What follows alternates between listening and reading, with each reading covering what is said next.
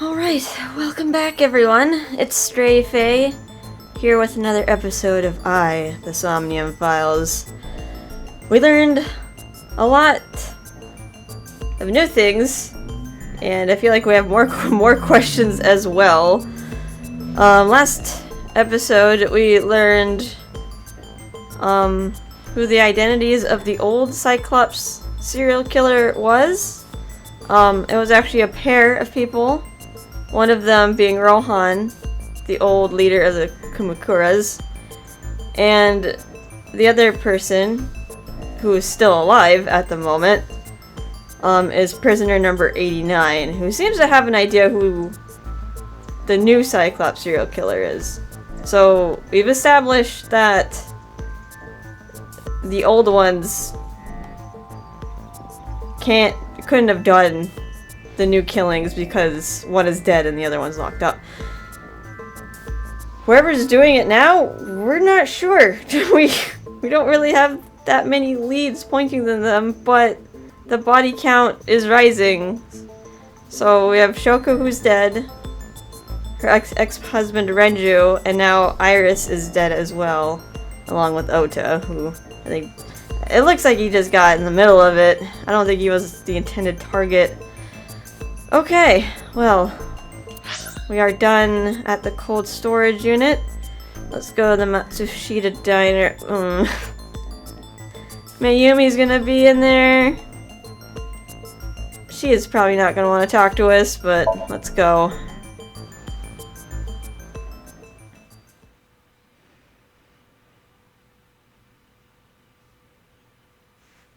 Alright, Matsushita Diner on Monday.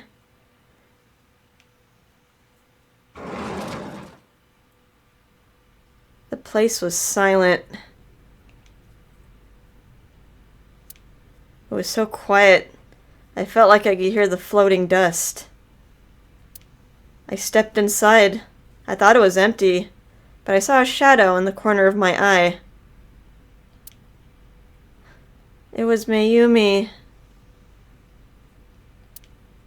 It was like watching a decaying old tree cling pathetically to the earth. Oh no.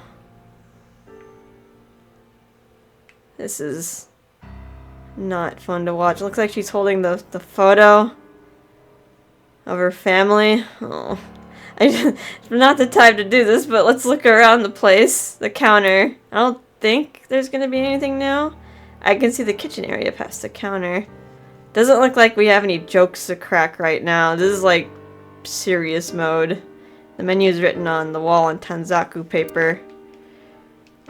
It's an autograph, probably from a celebrity.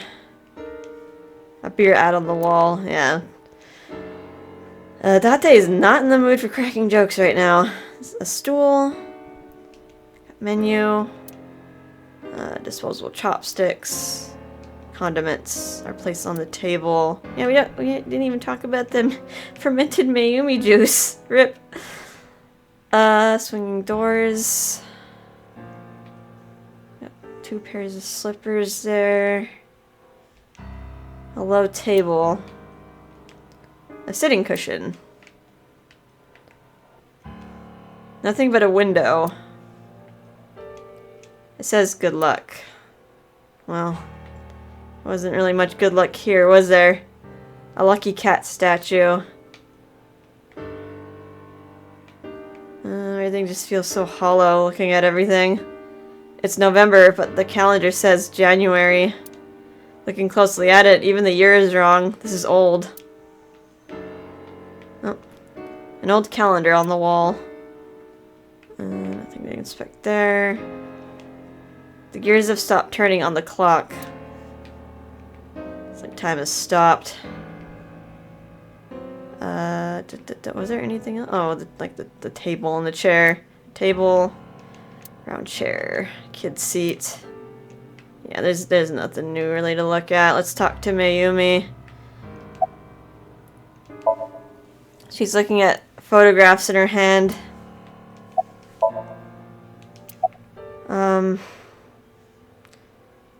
Well, I'm sorry to interrupt.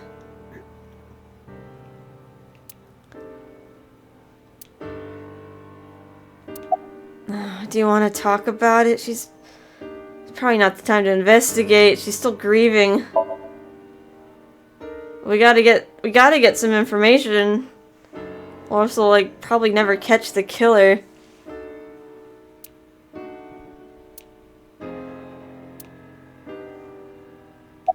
About Ota?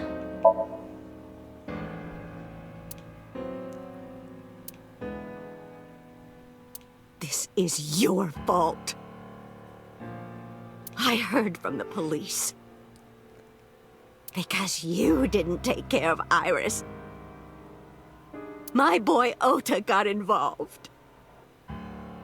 Date, I looked into the investigation report. Mayumi confirmed Ota's body early this morning. Oh. Everything's still fresh. I see. I'm sorry. I want to be alone right now. Yeah, that's understandable. She needs to go through all the stages of grief. Did you not hear me? I said leave!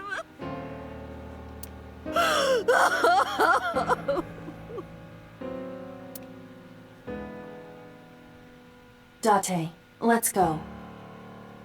She is in no state to talk. Yeah, you're right.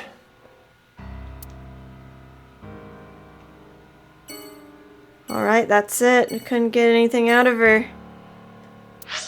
Let's go to Date's residence, I guess? That's next. Who are we gonna meet there?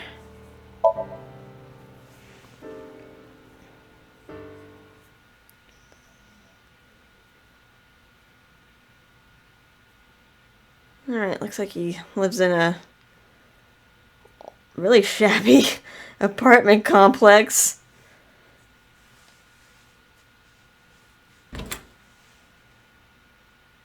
Oh, Mayumi's here. Or not Mayumi. Mizuki. all these names that start with the letter M. Oh no, she lost both of her friends and her parents.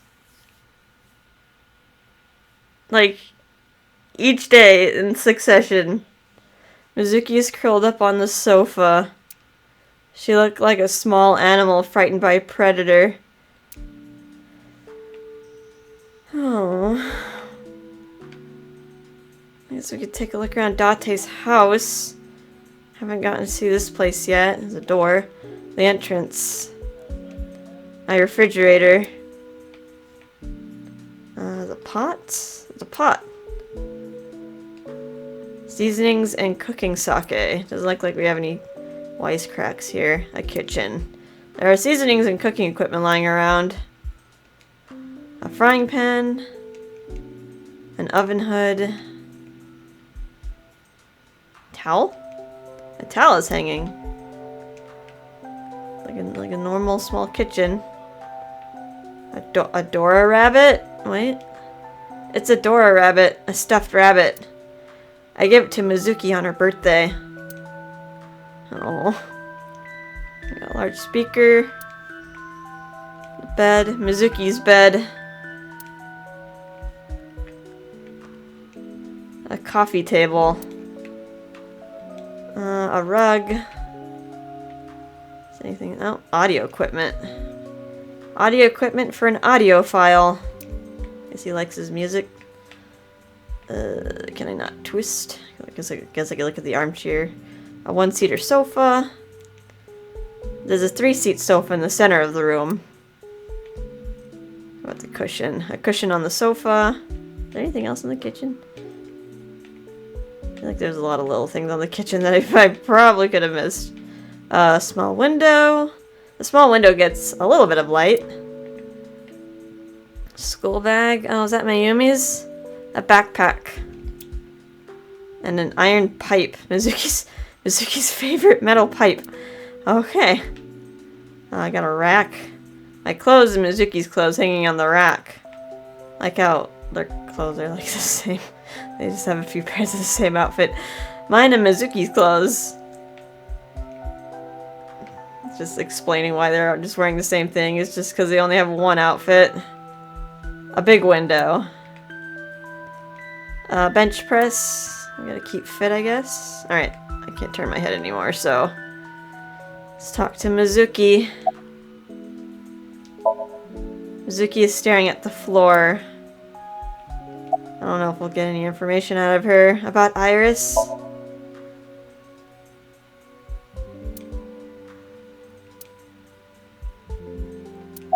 How about Ota?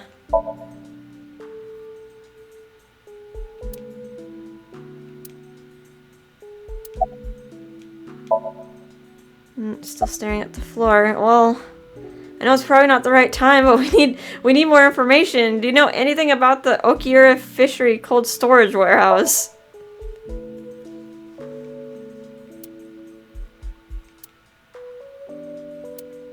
Mizuki must know. About Iris and Ota. Of course. The news was distributed heavily across the internet. Not just in Japan, but worldwide.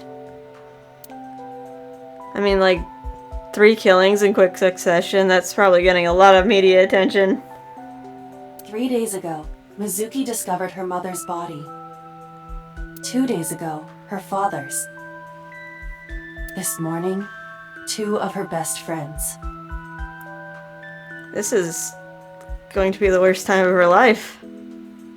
It is completely understandable that she is at her mental limit.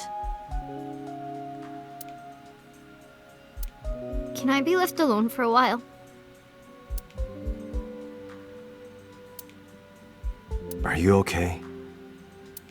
I don't think she is, but there's not much she can do. Yeah. She certainly didn't seem so. But I can't stay by her side forever. Aiba, contact Abyss. See if they can get Mizuki a good counselor. Understood. I stayed with her for a little while, but we didn't speak.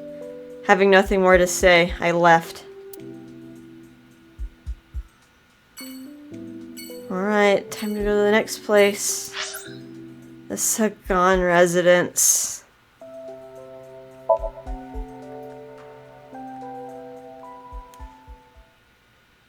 I have to break the news to Iris's mother.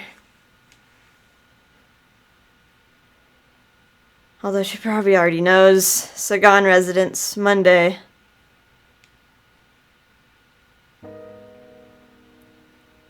When I visited the Sagan household, I found Hitomi with a hollow look in her eyes. She let me in and asked me to sit on the sofa. I agreed and sat down. But after that, I couldn't say a single word. The heavy silence weighed on both of us. Oh, Hitomi. Alright, tableware put away. Let's take a look around. A refrigerator. Alright, no jokes about the refrigerator. A microwave. A dining table. Kitchen counter. It's a kitchen counter. Bookshelf. Standing lamp. The lights are off. Mysterious object. There's a calendar and a strange object on the shelf. The clock. A clock. Shelves. A wooden shelf. It's a shoebox. It's the front door. I'm not gonna smell the shoebox today, are we? Are we, Date?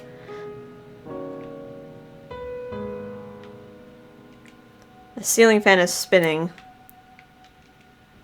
It's for lighting. There's a door in the back of the room. A cushion. Hitomi is sitting on the sofa. There's a picture. Oh. There's a drawing on the wall. A telephone in the corner.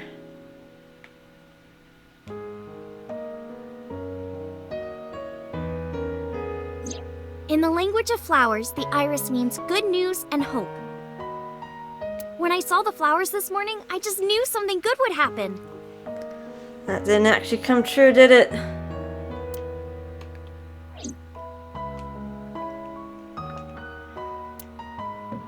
Iris. The winter iris is blooming.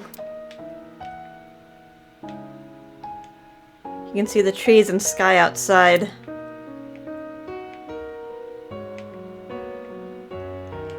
A plant. A speaker system. Is that it? No, there's still stuff on the table. There's 2 cups of tea.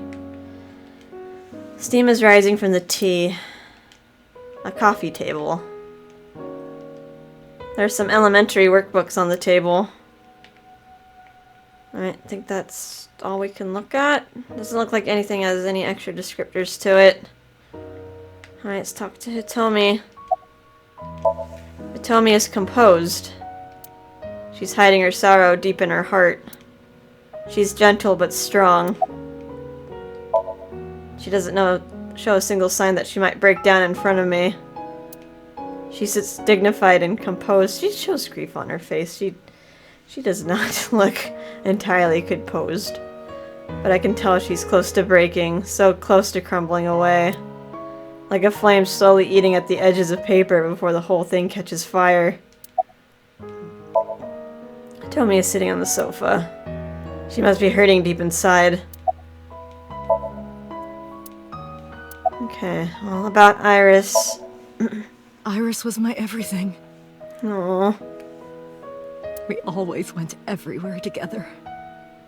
Whether it was buying clothes or going to the movies. Or taking a walk. Or going shopping at the supermarket.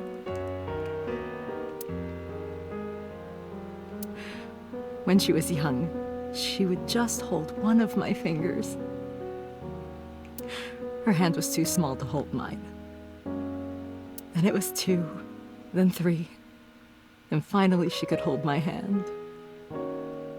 But eventually, she left my hands altogether. She started crossing her arms, being independent.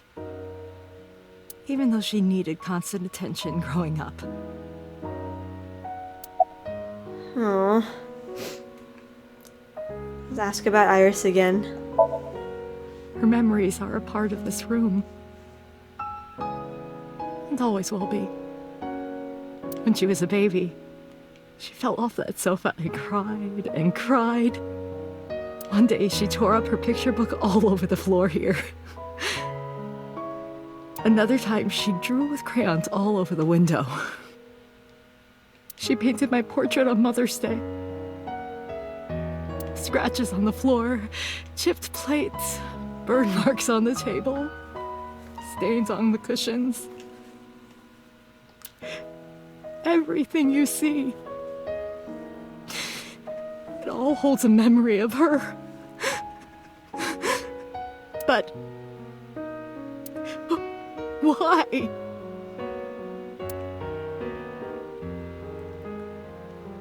Oh, that's really hard to listen to. She's gonna be living in this house and just being surrounded by the memories of Iris. Alright, let's talk about Ota now. Oda was one of my students. I taught him in elementary school. I heard it from the police. Oda tried to help Iris and ended up... I don't know what to say. I have no words.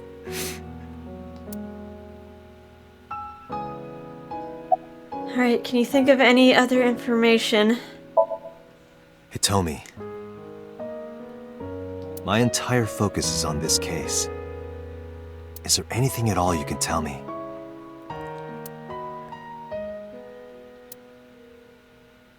I don't know if this is important, but No, please, tell me. I may have told you this already. I met Renju's wife Shoko twice before. The first time at the wedding. The second time a month ago. That second time was in the waiting room of the prison. Prison? There's an acquaintance of mine from when we were younger. I visit them a few times a year. And by coincidence, I saw Shoko. I don't think she noticed me, but I recognized her as Renju's wife right away. She was there for the same reason I was, to visit one of the inmates. Do you know who? No, I don't. We didn't talk. Which prison? Fuchu Prison, in Tokyo. That seems like too much of a coincidence. Fuchu. Prison?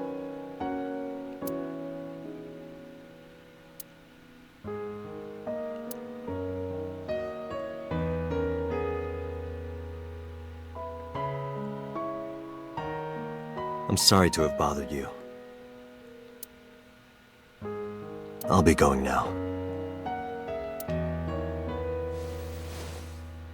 Huh. I don't know what to do. Thinking about her.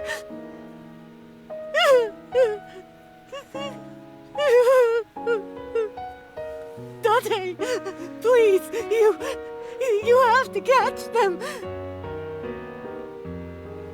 Please. Please. I will. Trust me.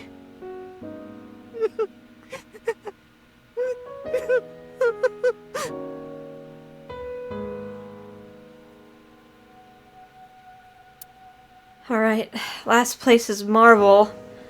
Perhaps Mama has some information. She was around before the two kids ran off. Maybe she saw something.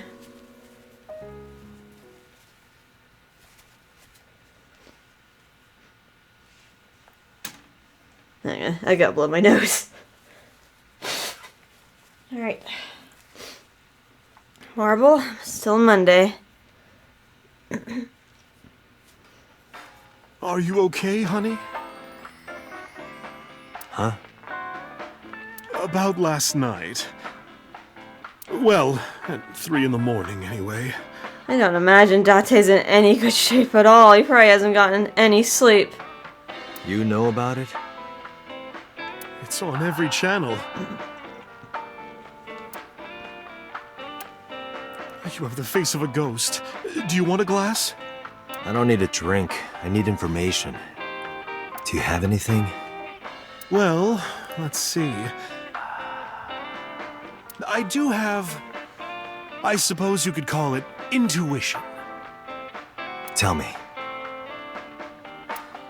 Alright, before we talk to Mama, let's take a look around. There's alcohol on the shelf. A beer tap. It's a menu. It has writing on the back. Luckily the music feels a little bit more upbeat in here than it did in the other residences. There are bottles lined up on the counter. It doesn't look like we have any quirks to say about stuff everywhere though. The bar counter. There's a TV on the wall. Can't crank my head anymore. Oh, you can see the poster. It's a poster on the wall. Blah blah blah. Shelf. The picture. Painting of Saint Sebastian. There's music playing over the radio. A refrigerator. The specials are written on the chalkboard. A flyer. A stool. Okay, look at the sofa. It's a sofa. And nothing that's important. Let's talk to Mama. Or at least look at Mama. Mama is polishing the dried bonito. Alright. Just strange quirk of hers. Alright, so information about the incident. The Kumakuras are involved in this case. Remember what I told you before? That there's a relationship between Ren and the Kumakuras? Shoko also has a relationship with them. Yeah, we already kind of tied that in from information that we got before. You know about her dealings with the Kumakuras, right?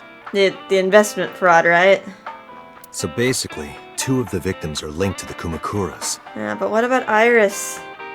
That must mean they're involved somehow, right? Not 2, 3. 3? What did Iris have to do with the Yakuza gang? She was only 18. Iris? No, not that one. The boy. Wait, Ota? He came here last night? Yes, and he tased me. Ota? Yes, from Matsushita Diner. He's linked to the Kumakuras as well. That little punk? How is Ota related to the Kumakuras? Have you heard the rumor? Mama told me a similar story to Aiba's about Sosajima and the Kawasaki district.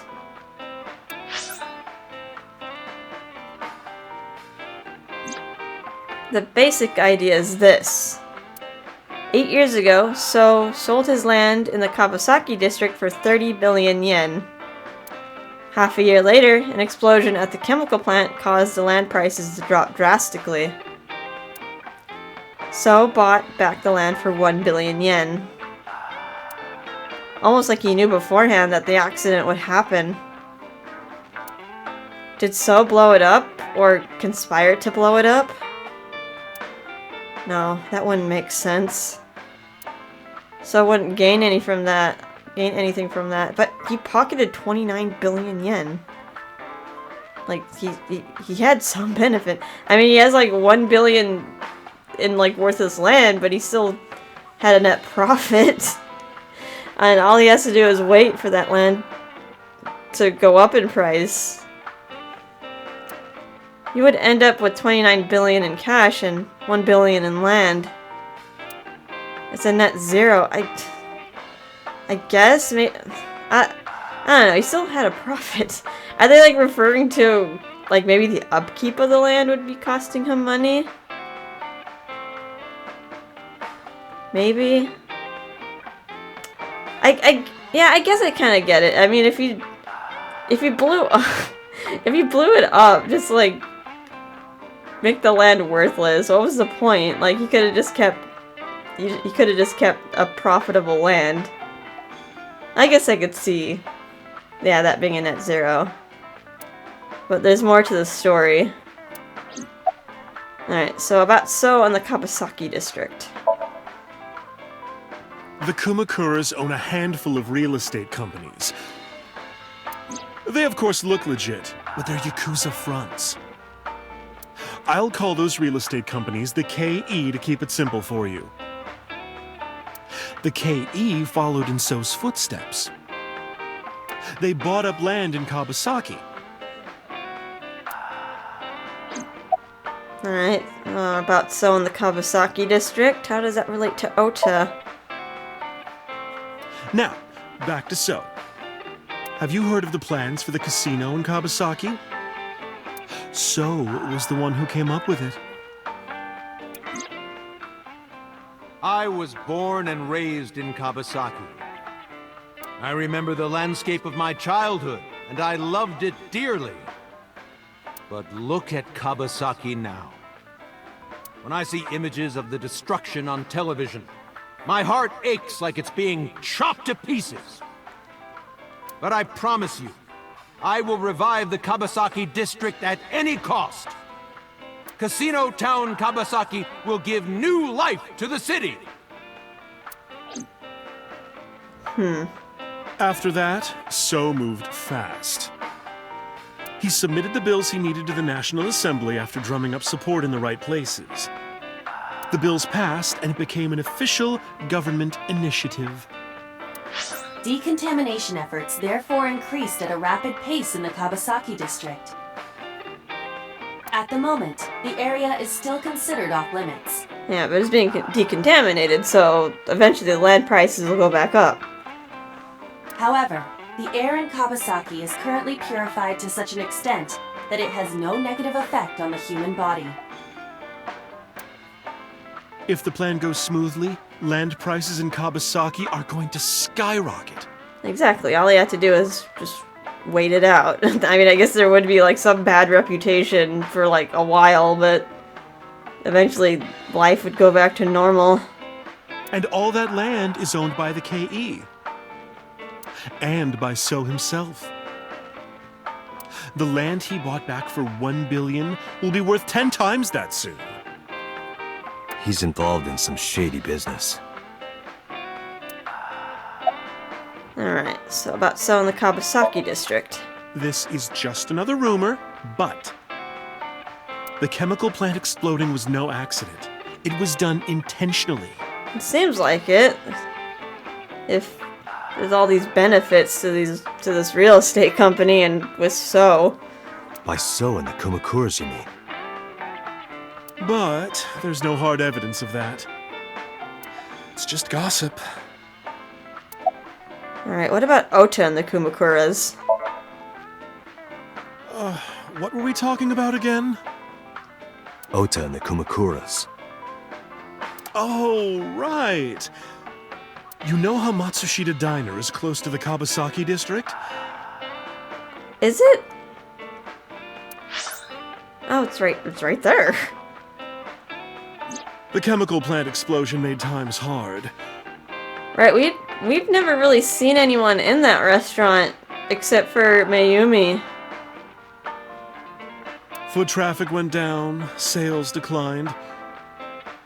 No wonder it closed down. Ota must hold a grudge. Oh, it's not even in business. But Mayumi made it seem like she was in business. Someone caused that explosion. And if it was intentional, oh, he'd hate them even more. That's how I link Ota to the Kumakuras. Oh, that's interesting. Okay, let's see where this piece of information takes me. Alright, say goodbye. Thank you, Mama. I don't know if what you told me will lead to anything, but... Oh, sorry. I didn't mean to waste your time. No, it was very helpful. I'm glad I can help, even if it's just a little. Well then, be seeing you. Come back anytime. Alright, to the next location. That's interesting with Ota and Kumakuras. I wonder if they had to, like, take out a bunch of loans and, like, earn debt to even, like, keep that like, house or their business. Alright, we're going back to Abyss headquarters. Where are they gonna ask me to go next?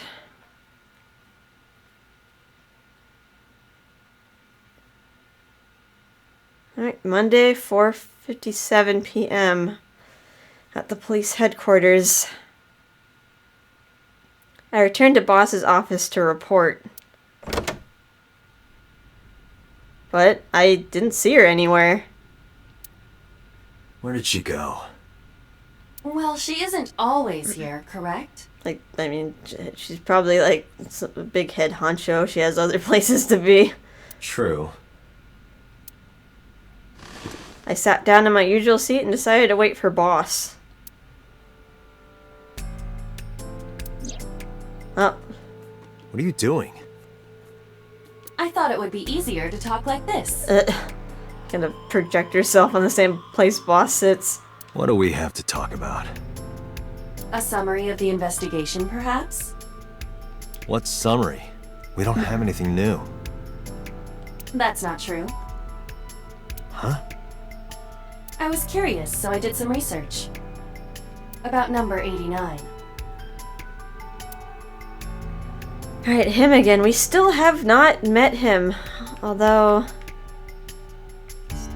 we've already had him mentioned a few times by Pewter. Let's see, let's take a look around. A flag with big catch on it. The Tanuki statue. It's a King Shogi piece. Does it look like there's anything new here? But I want to check. Boss's desk. There are stickers all over the front. A cabinet. She has a computer on her desk. The type that has a monitor built in. Oh, I always like hated those. They're so hard to fix. There's a clock off to the side of her desk. The battery died on that thing, so the hands have stopped. Another broken clock. Boss's chair. Darts machine. Electronic darts game. A bookshelf. It has tons of things stuffed in it. A pumpkin. Happy birthday banner. Public bath door curtain. A map on the wall. Mysterious mask displayed on the wall. The other mask. Mysterious mask displayed on the wall. Christmas tree. It's almost Christmas. It's been there since the first time I was in that room. If you never take it down, it's always Christmas. So it'll be there for next year. A plaster figure. A stationary bike for indoor training. Although it doesn't look like you can really train in here with like it's stuffed with all the other stuff. Boy band poster, blah blah. It's a floaty. Symbol, snowboard, triangle ruler, skis.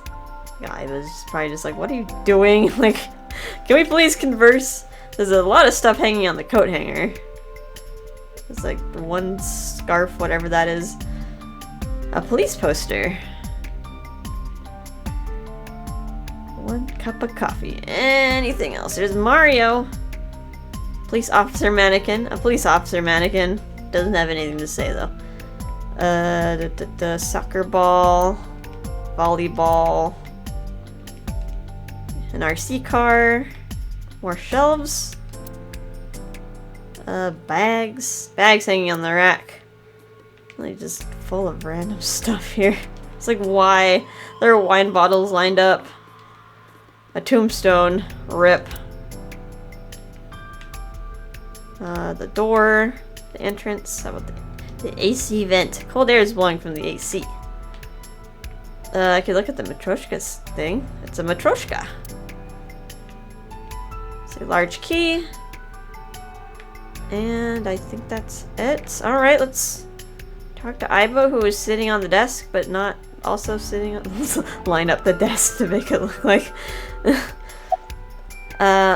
see. Aiba sitting on the desk. To be precise, the image of Aiba sitting on the desk is being sent to my brain. That's confusing. Looks like Aiba's sitting on the desk. Let's see. It's all about number 89 here. Who is number 89? That's the question. As you know, he is an assassin with multiple confirmed kills. Look at the lag. You don't really know, like, anything about him. He is currently serving a sentence at Fuchu Prison. He was imprisoned 6 years ago. That's what Pewter told us. After his fourth murder, he was arrested by the police.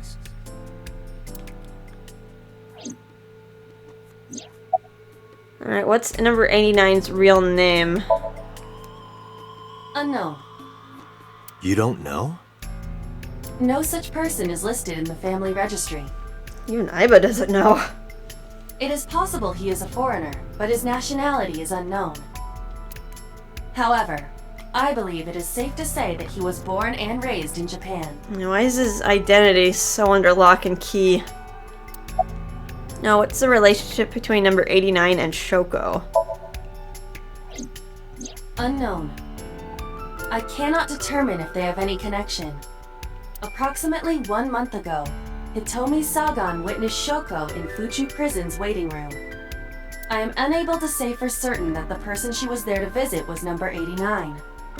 After all, Fuchu Prison houses 2,000 inmates.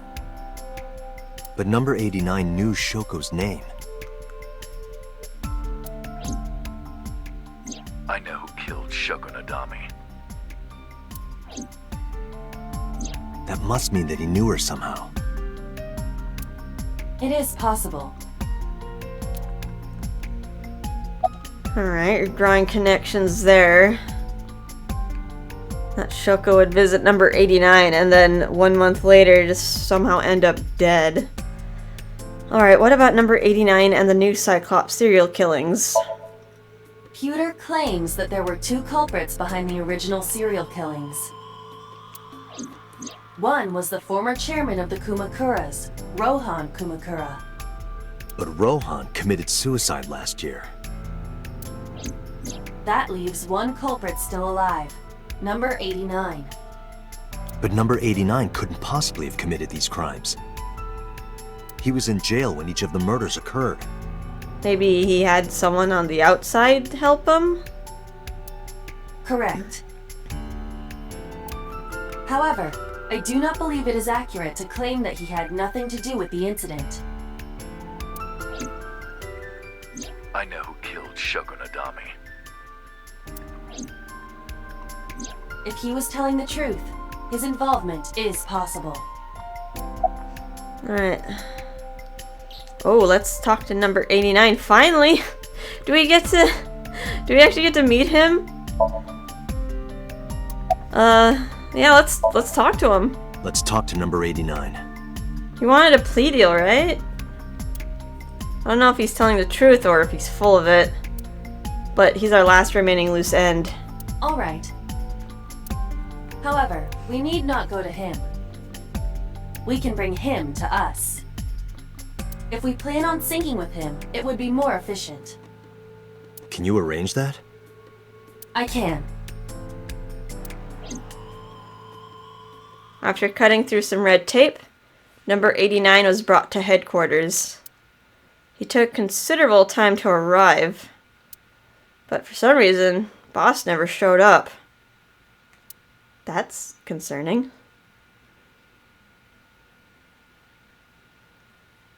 Alright, police headquarters, Monday, 8:56 p.m.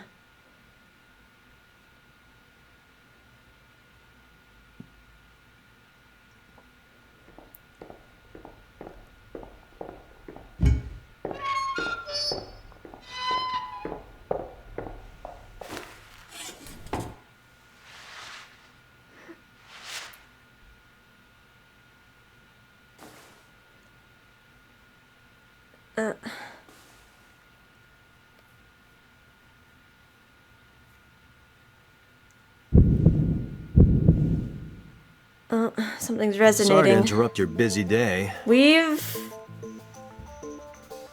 seen this guy before, haven't we? It was a long time ago. It was like the first episode, wasn't it? He was in Date's dream. But I need you to tell me something. I'd appreciate your cooperation.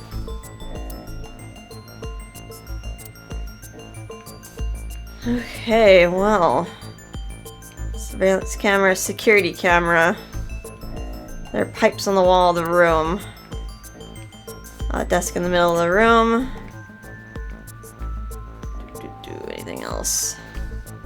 The mirror. The room is reflected in the mirror. Can't look at anything else. I can't. Look at this camera. Camera used for interrogation. I want to talk to Pewter. I'm wondering why he's here and not the boss. Okay. 89 is sitting in front of me. Well, I'm curious what's his name, so we'll ask him that. Number 89. That you weren't born with the name number 89. Your real name. I don't remember. You don't? Where are you from? Burkina Faso. Wait, is that real or is he pulling my leg? Burkina Faso is a republic in West Africa. Population 17 million. I don't have time for your jokes. Okay. He's probably not gonna give us any information willingly. Well, do you know Shoko Nadami? Yeah, I guess I do. About a month ago, Shoko visited Fuchu Prison. Was she there to see you? That's right. Oh. What did you talk about? Nothing special. I highly doubt that. You're in no position to lie. I'm not lying. She didn't come to hear me talk. Then why did she come? To meet me. Meet you? She probably just wanted to see me. Well, let's ask this one. You're the original Cyclops killer, aren't you? That's right. Why would Shoko want to meet an old serial killer? I was one of the culprits behind the case 6 years ago. One of the 2 Cyclops killers. When did you first meet Shoko? A long time ago. I don't remember exactly when. What's your relationship to her? A physical one. Wait, what? You're joking, aren't you? I'm kidding. She was just a business partner. Okay. It's like, Date does not want to joke around right now. Too many things have happened. Who killed Shoko Nadami? Alright. Let's get right down to it. 2 days ago, you called Investigation HQ and said, I know who killed Shoko Nadami. That's right. Who? Hey, don't be so hasty. We haven't agreed on a deal. You're gonna let me out of prison, right? That's you wanted a plea bargain. You wanted to make a trade. It's done. You've got a deal. We're not gonna let him out, are we? He's just gonna go back to killing again, because he has to. Like, he has like this psychological, like, chemical need to do it. Like, Date is just saying anything to get answers. Alright. But to explain it properly, I need to tell you a story. It might take some time. Is that alright with you? I've got nothing but time. Then let's get started. The story of a lonely assassin.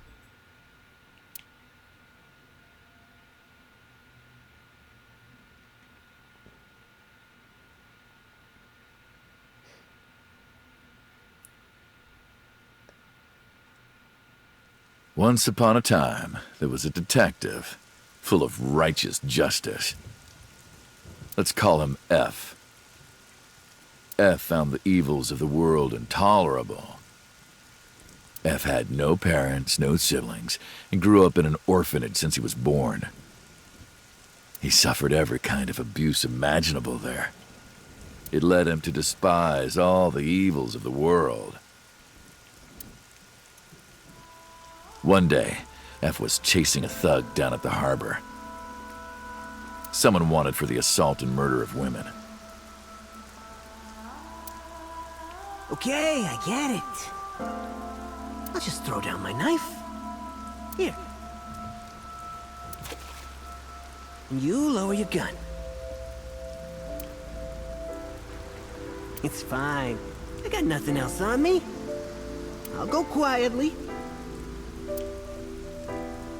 You know, I have a history with hospitals. I've been going to a special hospital for a while. Even if I get caught, it's all good. I'll come right back out again. What should I do next time? Just thinking about it gets me excited.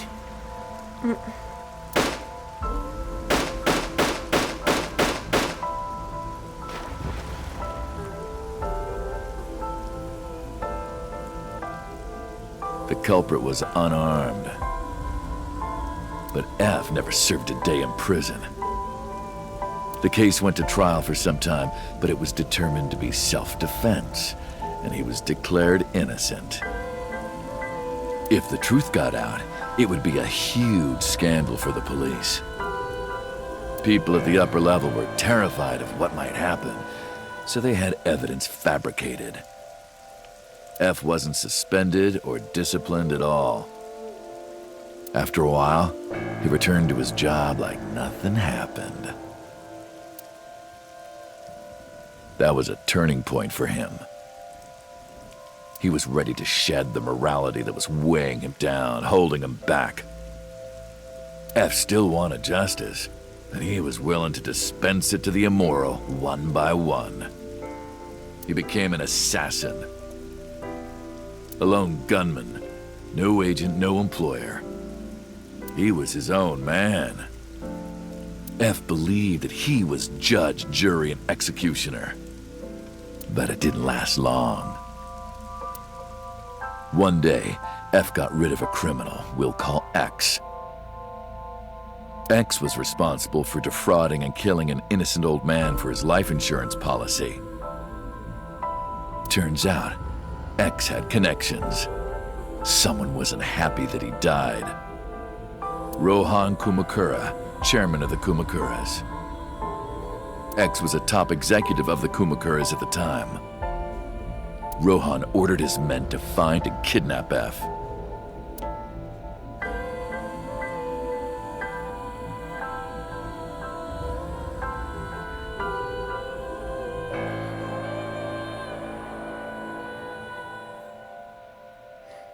I've done some research. Alright, so is this his first meeting with Rohan? The stories aren't really adding up. I'm assuming F is number 89? But his motives for killing don't seem to add up to what Peter told us. I know you've cleaned up at least 18 pieces of scum from this earth. But somehow there hasn't been a single criminal investigation. They're all treated as suicides, accidents, or natural causes. Amazing work. I'm impressed. How about you work for us? Of course, you have the right to say no. I'm feeling no won't be really an option. But it'll be the last word out of your mouth. I thought so. F was trapped. Even if he somehow survived, he would be looking over his shoulder for the rest of his life. He had no choice but to take Rohan's offer. Thus, F's self-employment came to an end. He became a hired gun of the Kumakuras. Rohan even gave him a code name. Falco. Named for the falcon, a bird of prey.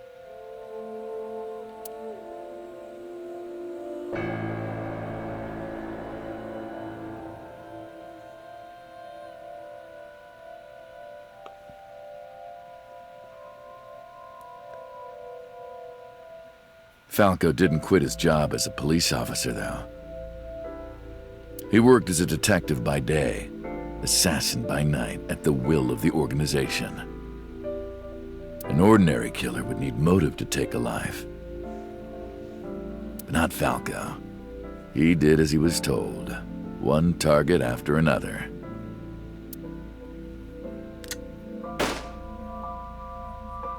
It didn't take long to destroy his heart completely.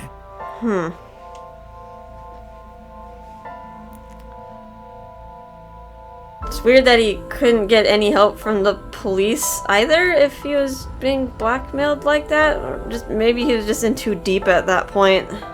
He just didn't feel like there was a way out.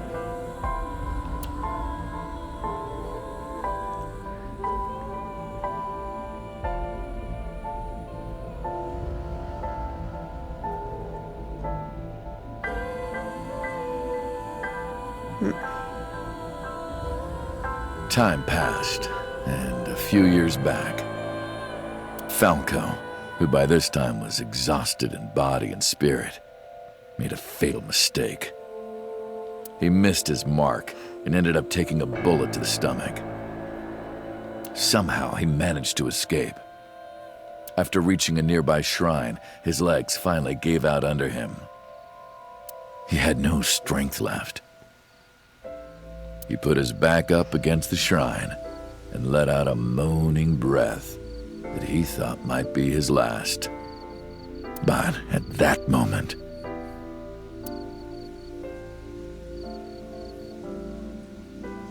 in his darkening vision, he saw a woman approach him. It's Hitomi. He watched her take out her phone and dial for help. At the same time, he heard footsteps. Footsteps of at least 2 people closing in. He knew immediately that they were after him. He sprung into action, grabbing the woman and pulling her close, kissing her to keep her from talking.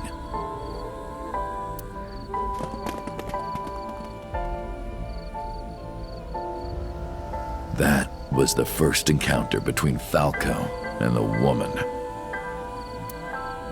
She was a teacher at some school. It was like she was from a totally different world than him. Listening to her talk, he would forget everything about his line of work. She was his only contact with the ordinary, mundane world. They met in secret a few more times, and Falco felt his heart grow warmer. Her smile and kindness were like a cold glass of water for Falco's parched heart. Falco started to become himself again, his former self. He swore on his life that from then on, he would live for her.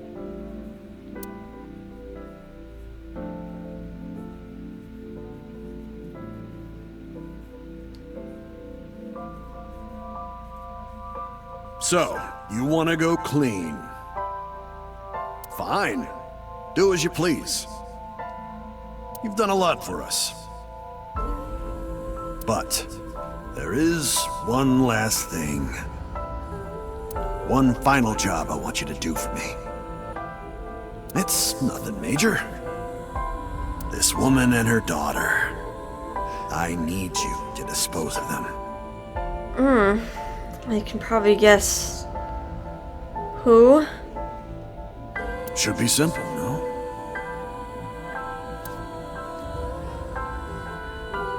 Rohan handed Falco a picture of a woman and a girl. It was the teacher Falco met at the shrine. And her daughter. She had just turned 12. Why the 2 of them? Rohan, as usual, never gave a reason.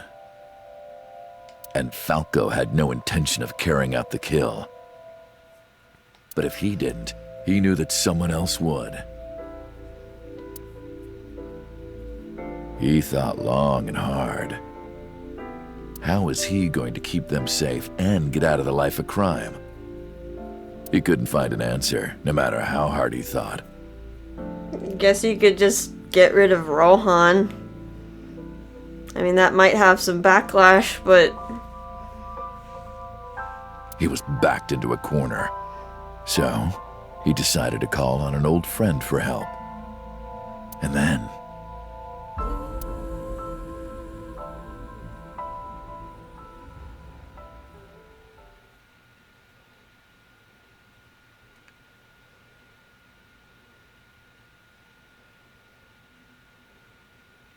silence.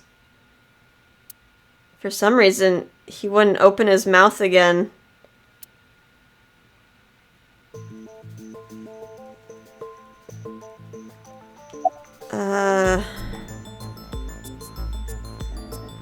Okay.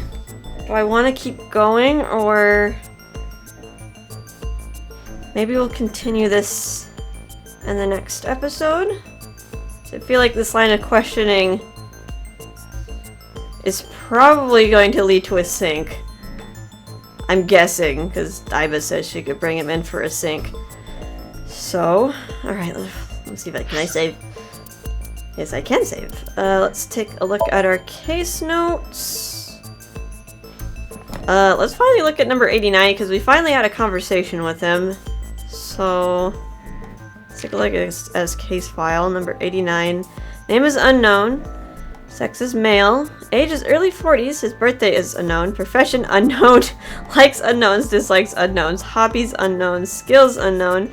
A mysterious inmate currently serving a life sentence at Fuchu prison for murder, known only as number 89. We've heard two different narratives about him. We have the narrative that Pewter gave us, that he is the old Cyclops serial killer. That he murders for pleasure. And then we have number 89's account of him being Falco. And killing for justice, but just kind of falling into the dark side of things. That narrative doesn't make him seem like a psychotic serial killer, though. I mean, he was capable of love, wasn't he? Because he fell in love with Hitomi with the mundane life of hers. So that doesn't really add up there. Alright, let's look at the appendix. We have a few more terms. It looks like KE Association. Kumakura Estates. The name Mama gives to the real estate companies under the Kumakura umbrella. Clients. An ant familiar with command line user interface? What? An ant? That's not what I thought a client was. Judge, jury, and I'm guessing executioner? What F believed himself to be. Generally a phrase that describes someone with total authority and determination. Some will call it arrogance to carry it out. Not at all dissimilar to boss. I mean, I guess he didn't like the way that the law was doing things, so he took the law in his own hands. Alright, stand alone. Unaffiliated or able to exist entirely without any other entity, closely tied to the idea of independence. The Kawasaki district. Sosajima currently resides in Azabu. However, he is currently not running for office in the Minato district, where Azabu is located, but instead in Kawasaki district, where he was born and raised. Candidates are allowed to run for any constituency, regardless of where they live. I mean, that's all the terms we got. Okay, well, we will find out more about number 89 and Falco and how they tie into all these murders in the next episode. I hope you guys are having a fun time with this, and I'll see you next time. Bye-bye.